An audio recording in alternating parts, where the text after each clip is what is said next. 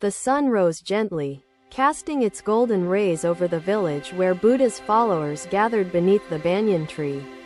In the serene atmosphere, the villagers sought wisdom to ease their burdens and guide their paths through life's complexities. A gentle breeze carried the rustle of leaves, blending with the soft murmur of a nearby stream. "Disciples," the Buddha began, his voice calm and resonant, "do you see this banyan tree and the shade it offers?" The disciples nodded, their attention unwavering. "Master," he began, "my son rejects my teachings and mocks my authority. He walks a path I cannot understand." The Buddha, calm and compassionate, listened with unwavering attention, his serene gaze encouraging the father to speak openly. "Tell me," Buddha said, his tone gentle, "what troubles your heart most? Describe the storm you feel within yourself." "Dear friend," the father hesitated, then confessed, "it is anger, Master, anger that consumes me, and despair that clouds my thoughts and actions." Buddha inclined his head, his expression thoughtful. "But Master," I protested, "the anger feels overwhelming, and I cannot find the way as the water does." Buddha smiled. The disciples leaned in closer, their breaths hushed, eager to absorb the teachings of their revered guide and teacher. "To understand your son, you must first calm the storm within," Buddha advised, his words steady as the banyan's roots.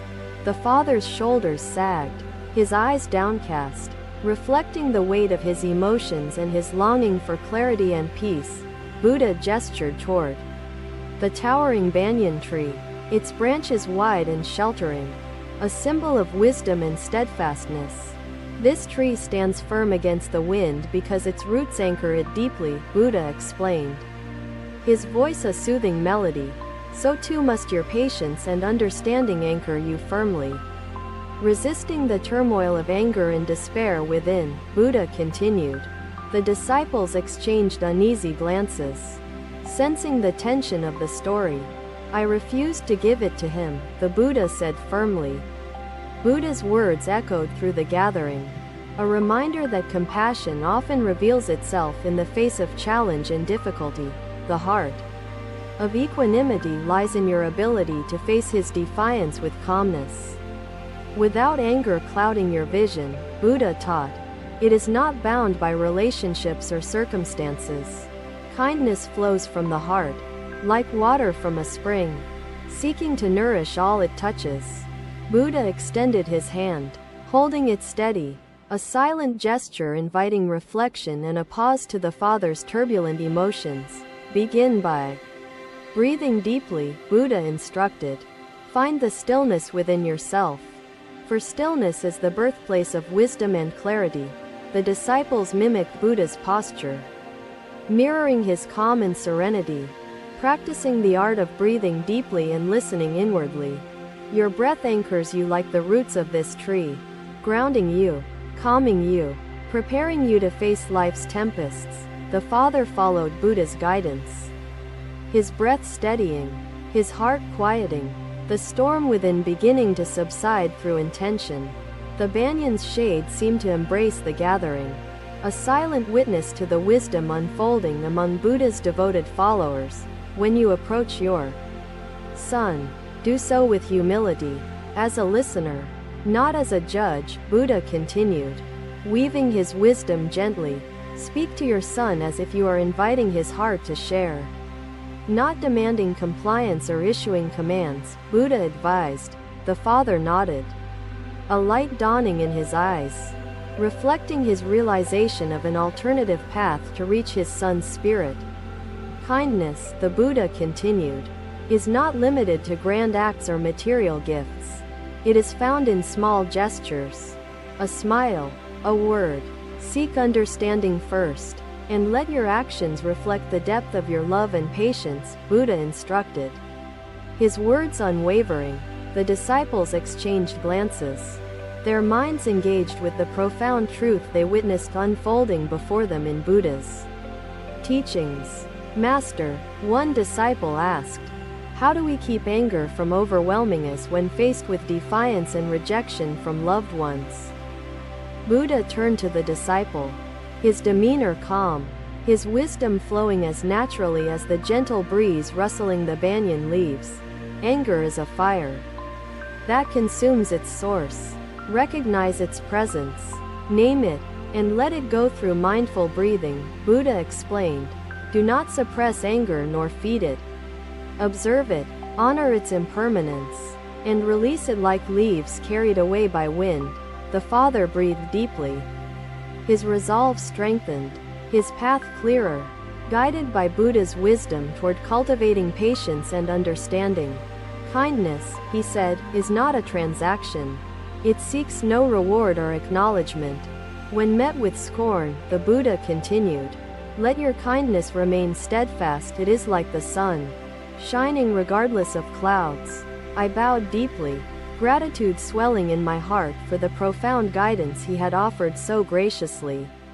As I left the monastery, the sun warming my back, I carried a renewed sense of hope for my parenting.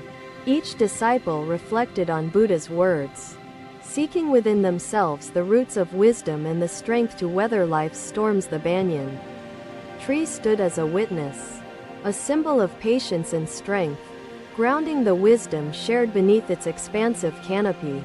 Another day dawned, the sky painted in hues of amber and rose. As the Buddha's disciples gathered beneath the banyan tree, the Father returned, his face less troubled but still marked by the weight of his son's continued defiance. He bowed before the Buddha, his voice quieter yet tinged with persistence. Master, I have followed your teachings with care. I approached my son with patience, refrained from anger, and sought to understand his heart. The Father explained earnestly, yet he remains distant, his rebellion persistent. I fear I have not reached him despite my efforts, he added. The Buddha listened in silence, his gaze steady, his presence radiating calm and assurance to the Father's weary soul. Compassion is a path that requires persistence, like the river carving through stone. Have you let your love shine through? The Father hesitated, reflecting on his actions. I believe I have, Master. Yet my son does not seem to see it. Buddha rose from his seat, walking toward a nearby pond shimmering under the morning light, its surface rippling with breezes. Come, he invited, his voice warm. The disciples followed, their curiosity piqued, eager to witness another of the Master's lessons. Buddha gestured toward the pond. Look at the water. Can you see your reflection clearly when the surface is disturbed? The Father peered into the pond, shaking his head. No, Master. The ripples distort the image, hiding the truth beneath. Buddha nodded. So it is with your heart. When it is troubled by doubt or anxiety, love cannot shine clearly. Still your heart as the water stills when the wind ceases. Let love's reflection become clear and steady, Buddha instructed. The Father took a deep breath, his eyes closing momentarily, as if seeking that stillness Buddha described within himself. Master, how can I ensure that my heart remains still when his defiance stirs emotions I cannot control? The Father asked. Buddha returned his gaze to the pond. By choosing each moment with intention, each breath is an opportunity for clarity. The disciples listened intently, the rustle of the leaves above mingling with the profound silence as Buddha's words settled within. Do not let his rebellion sway your heart into frustration or despair. Return to love with each breath you take. Love is not weakened by rejection or anger. It is strengthened when it becomes unwavering, like the flow of a river. The Father watched Buddha's serene demeanor, his heart opening to the possibility of expressing love in ways he had not considered. Master, what if he continues to reject my love? Will my efforts be in vain? The Father asked, his voice trembling. Buddha's eyes softened, his wisdom flowing forth. Love that is given freely is never wasted. Its presence transforms even unseen. The disciples exchanged glances, their thoughts alight with contemplation of the deeper meanings nestled within Buddha's teachings. That day, the river does not ask the stone for gratitude as it carves its path. It flows because it is its nature. Your love for your son is the same. Offer it not with the expectation of change but because it is true. The father bowed his head, his spirit calmed by Buddha's words, the turbulence within him easing into a quiet determination. Master, I will try again. I will still my heart and let my love shine without demands or expectations, the father said. Buddha placed a hand gently on the father's shoulder. Each effort you make is a ripple in his heart, unseen but felt. The banyan tree stood silent, its roots deep, its branches wide, a witness to the unfolding transformation of those beneath. The father departed with gratitude, his steps measured, his mind turning over Buddha's teachings as the sun climbed higher in the sky. The disciples remained, their questions brimming, their hearts eager for the next lesson. One of them raised a hand to speak. Master, how can we ensure that our love and compassion are not tainted by selfish desires or hidden expectations? The disciple asked. Buddha seated himself once more, his posture graceful, his presence an anchor for the swirling thoughts of those before him. Selfish desire clings like moss on a stone. Awareness cleanses the heart. Recognize your intentions and let go of what does not serve. The disciple nodded, reflecting on his own life and the ways in which his actions had been clouded by personal expectations. Love is most pure when it is unconditional, free of demands or the need for recognition. Buddha continued, his tone gentle, like the sun that shines without bias, offering warmth to all. Let your love radiate without attachment to outcomes, he added. The disciples murmured their agreement, their respect for their master's wisdom deepened by the simplicity and clarity of his words. Buddha gestured toward the pond again. This water gives life to many, yet it asks for nothing in return. It simply is. Be like this water. Offer your love freely, your compassion deeply, and trust that it will find its way, he concluded. The day wore on, the banyan tree casting longer shadows, the gathering enriched by Buddha's timeless teachings and the Father's journey. Buddha's disciples departed with hearts full of intention, their minds alight with the challenge of embodying the wisdom they had received. The village returned to its rhythm, the echoes of Buddha's words lingering like a melody, guiding the lives of those who listened. It does not call attention to itself, yet it nourishes all life it encounters. Let your kindness be like the stream, unassuming, silent, yet vital to the well-being of those around you. He bowed deeply, his gratitude evident, and spoke with emotion. Master, my son has begun to open his heart. He has sought my counsel, asking questions about life and its meaning. He listens with respect, though cautiously, the father said. The Buddha smiled gently, his eyes reflecting the serenity of the pond they had visited during their last conversation. Harmony blossoms when nurtured with care and patience. Your son has seen the reflection of your love and trust, Buddha began. The disciples leaned in, sensing the fulfillment of the Father's journey, eager to absorb the wisdom Buddha would now share. Rebellion is often not rejection but a cry for understanding, a yearning to be seen beyond judgment or expectation. Buddha continued, by meeting your son with patience, you have shown him a path where love resides without anger or conditions, Buddha added. The father nodded, his voice steady. It was difficult, Master, but your teachings guided me. I held my heart steady. I spoke less and listened more. I sought understanding, not control, and let him see that my love is constant. Buddha's expression remained serene as he gestured toward the banyan tree, its roots strong and its branches reaching skyward.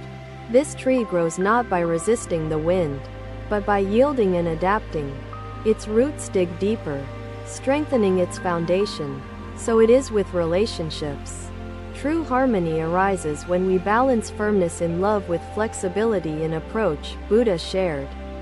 The disciples exchanged thoughtful glances, their faces reflecting the depth of the teachings Buddha imparted through simple yet profound metaphors. Master, one disciple asked, what if the son had remained distant despite the father's efforts? Would harmony still be possible?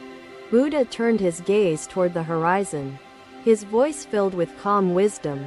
Harmony is not solely the absence of conflict, it is the presence of understanding. Even if the other does not immediately respond, it is finding peace within oneself. Harmony begins with the stillness of one's heart and radiates outward, influencing others like ripples spreading across a tranquil pond. The disciples nodded, their questions answered with clarity and truth that resonated deeply. Echoing the lessons they had already received, the Father spoke again, his tone reflective. As the stars emerged, their brilliance reflected the eternal truth of the Buddha's teachings. Another day concluded, but the seeds of mindfulness and compassion had been sown, promising the harvest of a brighter tomorrow. Challenges are the stones that sharpen wisdom. When met mindfully, they strengthen the roots of equanimity. Patience is not the absence of frustration, but the ability to return to love and calm when emotions rise, Buddha explained. The disciples absorbed Buddha's teaching, recognizing the value of persistence and mindfulness in their own relationships and daily interactions. Each moment offers a choice, Buddha continued, to react with anger or to respond with understanding. Awareness shapes the path forward. Your love for your son has shown him stability, a foundation he can trust even amidst his own inner storms. The Father bowed his head, acknowledging the truth of Buddha's words and the wisdom that had guided his transformation and growth. The banyan tree's leaves swayed gently, as though affirming the truths shared beneath its shade by the Master and his followers. Master, another disciple asked, how can we help others find harmony if they themselves are blind to their inner turmoil? Buddha's gaze softened as he replied, we cannot force awareness upon another.